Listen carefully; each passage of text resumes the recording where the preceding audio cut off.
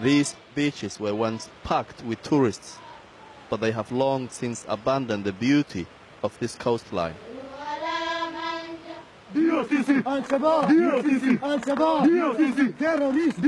Al-Shabaab has killed hundreds of people along this coast.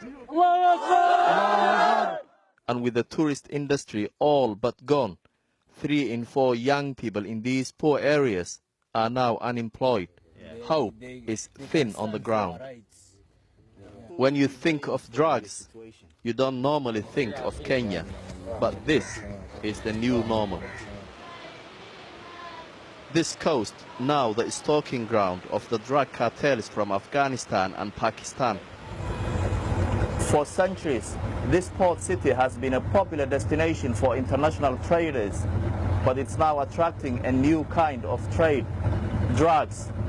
Traffickers are exploiting the weak maritime border controls, turning Kenya into a major transit point for drugs to Europe and America. With police bribery rife for the drug barons, this is the ideal hub. Kenya is one of the most corrupt countries in the world. But the drugs are not only passing through, they are also being left behind, creating misery for a whole generation. This is a city littered with heroin addicts, and there is very little help. But Murad is hoping to change things. In this neighborhood, nearly everyone uses drugs. This is Zakari. He's also known as the doctor.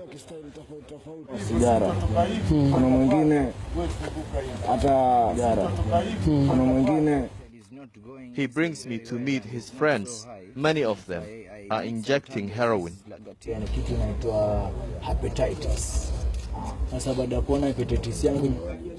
There are more than 60,000 users on the streets of Mombasa.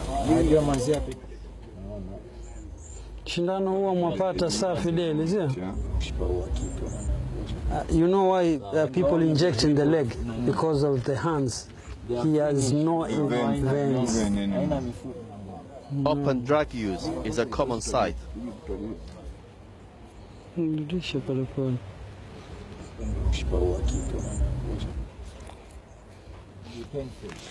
He calls on the doctor to find the vein. All areas, this guy is going to do it. And would you feel it immediately, or it takes? Yes. It's here that we meet Muhammad.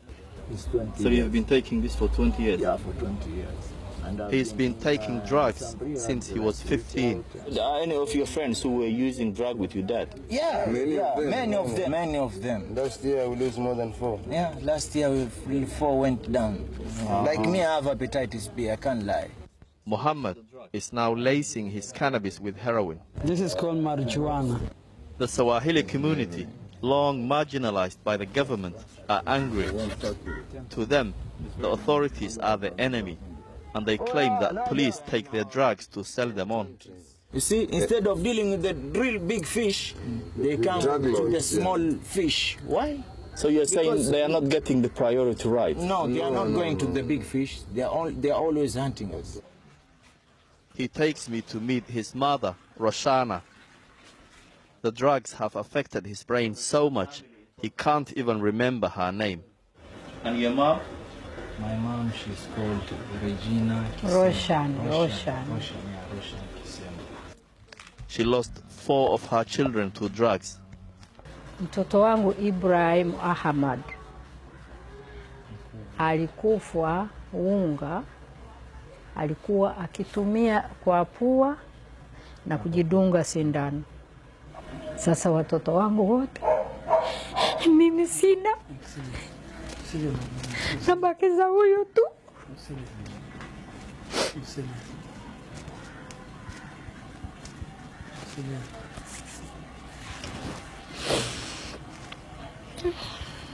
Huyu anavuta unga huyo kweli kweli.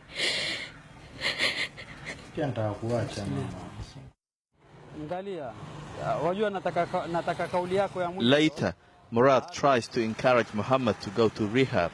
He's saying maybe in the afternoon.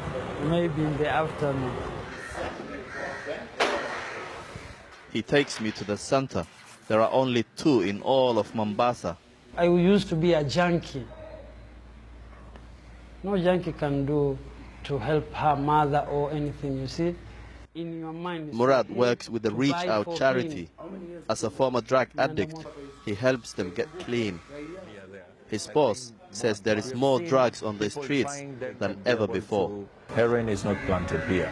It comes from Pakistan, Afghanistan, Great Triangle, Laos, Myanmar. So the supply is rampant. The supply is there.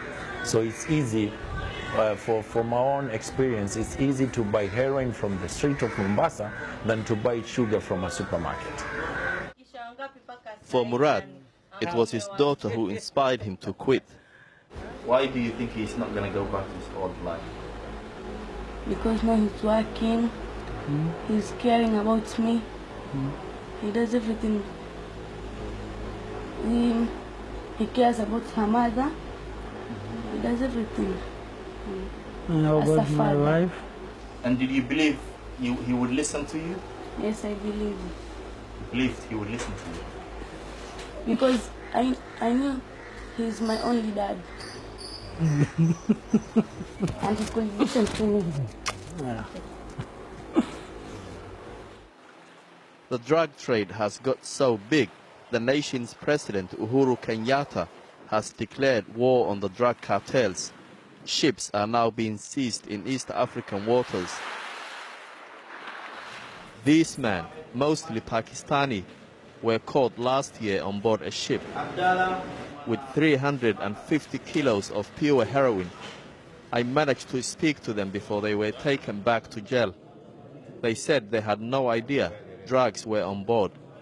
I had no way of verifying what they said was true or not. We don't know about what's happening in the ship. We was a all new crew on this ship. We came by air from Dubai to Iran, from Karachi, by Pakistan, by air from Dubai to via Iran. Then we sailed the ship. When we came here, Kenyan Navy arrest us and bring by force Mombasa port. Then he says something is a problem in the ship. Kenyatta's government might have stepped up its fight against the international drug trade, but they have ignored those caught in the downward spiral of heroin abuse. On the back streets of this port city, a generation is being lost, collateral damage in the local maelstrom of politics and corruption.